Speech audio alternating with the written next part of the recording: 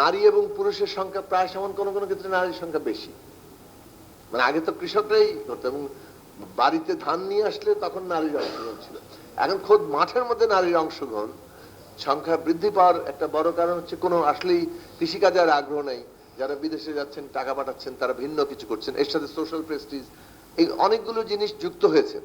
এই যুক্ত হওয়ার মধ্যে যতক্ষণ না পর্যন্ত কৃষির ট্রান্সফরমেশন এমন জায়গায় যাচ্ছে যেখানে গেলে মানে এটা কোনো এইটা তার সোশ্যাল স্ট্যাটাসকেও রিপ্রেজেন্ট করে, ততক্ষণ পর্যন্ত সে এখানে আসলে ঢুকবে না। এই ঢোকার পুরো পরিবেশটা তৈরি করা দরকার যাতে করে অ্যাগ্রো প্রসেসিং এখন গ্রাম পর্যন্ত যায় এবং সেইটা যাওয়ার জন্য উপযোগী আরো যে পুরো একটা চেইন আছে সেটাকে আমরা আসলে তৈরি করতে সক্ষম হই।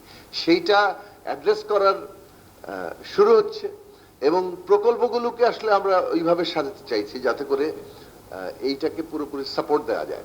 তাহলে সবচেয়ে বড় খাত, মানে সবচেয়ে বেশি মানুষ যেটার সাথে যুক্ত আছে, এটা একসময় বাংলাদেশের সবচেয়ে বড় খাত ছিল, এখন হয়তো অর্থনীতি অংশের দিক থেকে কমে আসছে, কিন্তু এটা দ্রুত একটা বিরাট সম্ভাবনার জায়গা আছে। আমাদের ডাইভার্সিফিকেশন যে কয়েকটা জায়গায় হতে পারে তার মধ্যে এগ্রিকালচার এবং এগ্রো প্রসেসিং একটা গুরুত্বপূর্ণ জায়গা এবং সবচেয়ে বেশি মানুষকে আমরা আবার সেখানে যুক্ত করতে পারি এবং ওইটাই আসলে পথ যে কর্মসংস্থান তৈরি করেই আমরা মানে বিভিন্ন সমস্যার সমাধান করতে পারবো। মানে আইন শৃঙ্খলা বাহিনী প্রয়োগ করে মানে কাউকে জবরদস্তি কোনো সমস্যার সমাধান করা যায় না। ফলে এটা ফেল করেছে ঢাকা শহরের রিক্সা চালক, হকার কিংবা অন্যান্য জিনিসগুলো আগে সবসময় ফেল করেছে।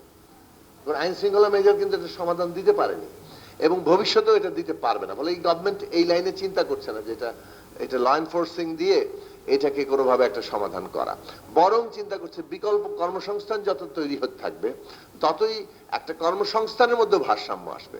এখন এটা ঠিক যে সবাই একটা ব্যাটারি চালিত রিক্সা নিয়ে নেমে যেতে পারছে, তারা সেখানে মানে জড়ো হচ্ছে। এই জড়ো হওয়াটা সম্ভব হচ্ছে কারণ আর কোথাও তেমন কোনো কাজ না পেলে করবে নাকি। এবং যেহেতু রাষ্ট্র এবং সরকারকে মানুষের দায়িত্ব নিতে হবে, সুতরাং যতক্ষণ না পর্যন্ত সে বিকল্প হচ্ছে ততক্ষণ পর্যন্ত এইটা আইন শৃঙ্খলা বাহিনীর ইস্যু না। হ্যাঁ, এটা ঠিক যে আইন তৈরি হবে।